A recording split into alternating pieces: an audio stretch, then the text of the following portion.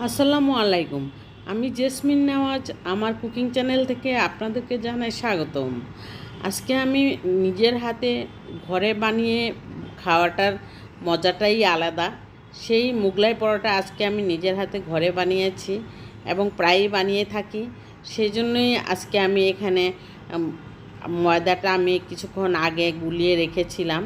তারপর এখানে ময়দাটার মধ্যে তেমন কিছু দিতে হয় না, শুধু তেল আর লবণ দিয়ে একটু হালকা নর্মাল পানি দিয়েই ময়দাটা গুলিয়ে রেখেছিলাম। তারপর আমি ভাবলাম যে সন্ধ্যা হয়ে এসেছে, এখন আমার হাজব্যান্ডকে মুগলাই পরোটা আমার হাজব্যান্ডের অনেক পছন্দ, অনেক অনেক পছন্দ। আর যে যদি হয় বাসার তৈরি তাহলে তো কোনো কথাই নেই। আর বাইরের হোটেলের মুগলাই পরোটা আমার হাজব্যান্ড কোনো দিনও খেতে চায় না। ওরা ভাবে যে ওদের তেলটা ভালো না, সেই জন্য আমাদের ঘরেরটা স্পেশালভাবে বানানো হয়। সব কিছু ধুয়ে মুছে তারপরে বানিয়ে থাকি, সেই জন্যই ঘরের মুগলাই পরোটাটা খেতে খুবই পছন্দ ওর। আর এখানে আমি দিয়েছি কাঁচামরিচ ছোটো ছোটো কুচি করে, তারপরে ধনিয়া পাতা। ধনিয়া পাতা এখনকার ধনিয়া পাতা বাসায় আনার একদিন পরেই কিন্তু লাল লাল হয়ে যায়। তারপরও আমরা কাজ করতে কিন্তু ধনিয়া পাতা দিয়ে স্বাচ্ছন্দ্য বোধ করি। আর সেই ধনিয়া পাতাটা একটু লালচে হয়ে গেছে, কিন্তু তবুও দিয়েছি, ঘ্রাণ ঠিকই লেগেছে। তারপরে এখানে দিয়ে দিলাম ধনিয়া পাতা, দিয়ে দিলাম কুচি করে। তারপর লাল মরিচের ভাজা একটু দিয়ে দিলাম। লাল মরিচের ভাজাটা দিলে মুগলাই পরোটার ভিতরে টেস্ট আসে।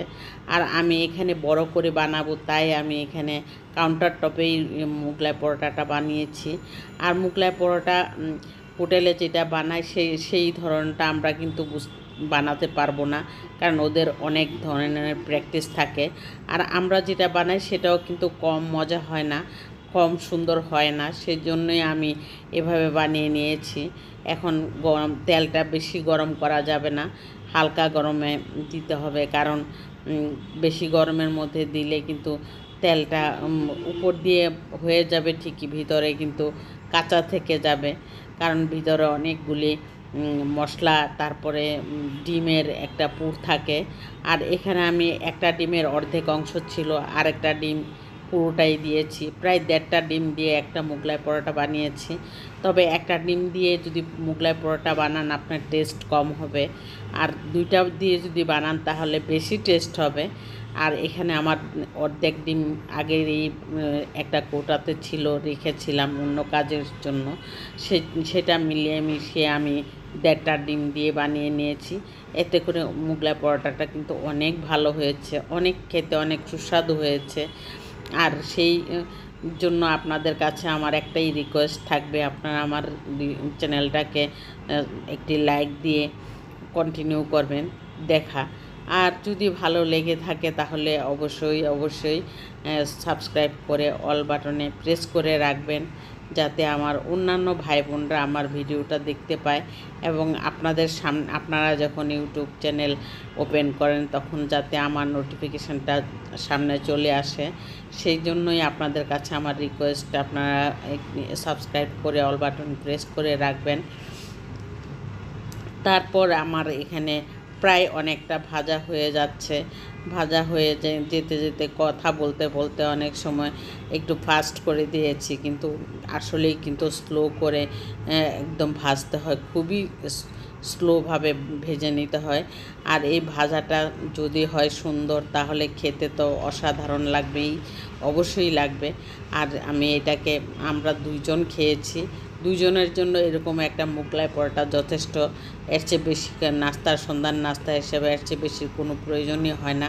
আর সেটা দেখেন কেমন সুন্দরভাবে কাটছি, যে একদম ভিতরটা সুন্দর ফুলে উঠেছে, ডিমে ভিতরটা ভরে আছে।